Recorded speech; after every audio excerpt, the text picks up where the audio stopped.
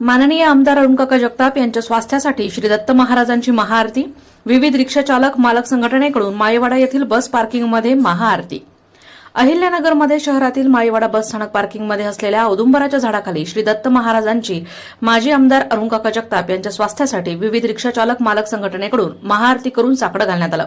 यावेळी औदुंबरेश्वर दत्त देवस्थानचे सेवेकरी प्रकाश अंकुश, प्रजाचालक मालक संघटनेचे अध्यक्ष भैया पठाण, केडगाव रिक्षा संघटनेचे लक्ष्मण बोरकर, सागर सोळवंडे, अण्णा येवले,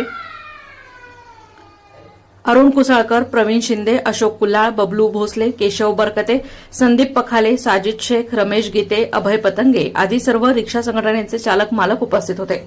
प्रतिनिधी दीपक कासवा, अहिल्यानगर। मी भैया पठाण, रिक्षा संघटना अध्यक्ष, प्रजा चालक मालक। आमचे अरुण काका नियमित रिक्षावाल्यांना सहकार्य करते आणि त्यांच्यामुळे आज पॅगो रिक्षा चालू होते।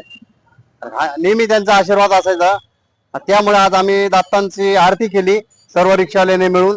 त्यांची प्रकृती चांगली सुधारा म्हणून आणि सगळ्या समाजाला घेऊन चालणारे असे अरुण काका आपले आमदार आहे आणि ते लवकर बरे व्हावे आमची सगळ्यांची अशी इच्छा आहे।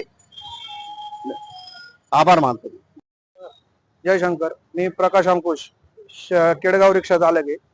या ठिकाणी आज या औदुंबराच्या वृक्षाखाली आम्ही आज अरुण काका जगताप यांची प्रकृती सुधारण्याकरता आज दत्त महाराजांना साकडं घातलेलं आहे, जेणेकरून औदुंबरा खाली घातलेलं साकडं आजपर्यंत कोणाचंही खाली गेलेलं नाही आणि त्याप्रमाणे आज आमची पण दत्त महाराज आमची पण प्रार्थना खाली जाऊन देणार नाही अशी अपेक्षा आम्ही दत्त महाराजांकडे करतो आणि लवकरात लवकर काकांची प्रकृती सुधारणा व्हावी अशी दत्त महाराजांकडे आम्ही प्रार्थना करतो। माझं नाव सागर सुभाष सोळवंडे, केडगाव स्टॉप। आम्ही सर्वांनी दत्त महाराजांना आरती करून असे साकडे घातले आहे की आम्हाला सदैव आमच्या पाठीशी उभा राहणारे, आमच्या वडील आणि गुरुवारासारखं पाठीशी आमच्या हात ठेवून आम्हाला सदैव पुढे चालणारे असे आमचे अरुण काका जगताप आणि यांचे भरपूर दिवसापासून पुणे येथे आजारी असल्यामुळे प्रकृतीमध्ये थोडासा बदल आलाय, तरी अजून भरपूर पूर्ण बदल यावा ही आम्ही दत्तांची आरती करून त्यांच्या चरणी साकडं घातलंय। एवढीच आमची इच्छा आहे की त्यांची प्रकृती बरी व्हावी।